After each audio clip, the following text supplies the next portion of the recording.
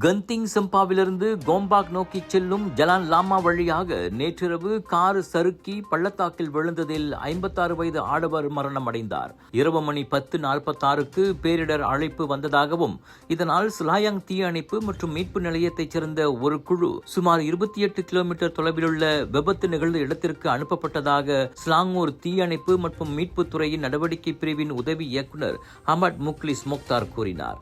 பாதிக்கப்பட்ட நபர் வாகனத்திலிருந்து தூக்கி வீசப்பட்டதால் பலத்த காயம் ஏற்பட்டதாக நம்பப்படுகிறது.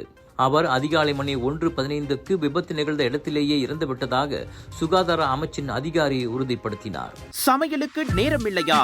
இதோ செஃப் ஈஜி ப்ராடக்ட்ஸ். சைவமும் அசைவமும் சூடு செய்து சாப்பிட தயாரான வீட்டு சுவை.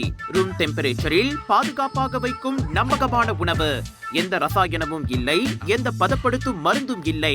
ஷாப்பி, லசாடா, டிக்டாக் எங்களின் அதிகாரப்பூர்வ அகப்பக்கத்தில் இன்றை வாங்குங்கள். செஃப் ஈஜி ப்ராடக்ட்ஸ், வீட்டு சுவை உங்கள் ஓட்டத்தில்.